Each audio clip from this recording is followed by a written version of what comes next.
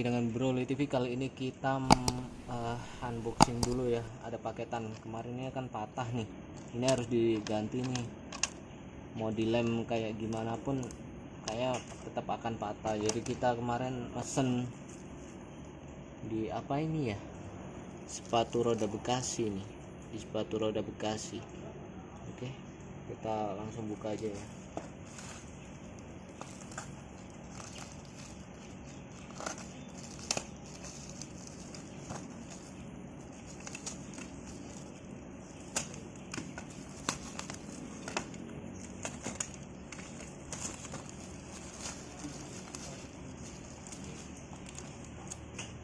Oh, kayak gini barangnya.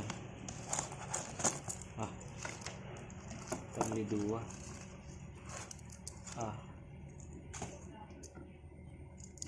Ya kayak gini lah barangnya ya. Ini seperti ini.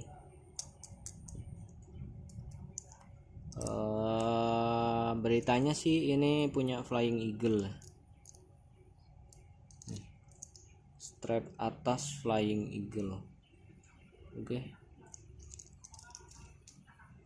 Ini sebelah kanan right. Oke. Dari bahannya kayaknya, wah ini kayaknya kokoh banget lah ya. Ini udah lama sih. Ini udah ada sekitar mulai 2015.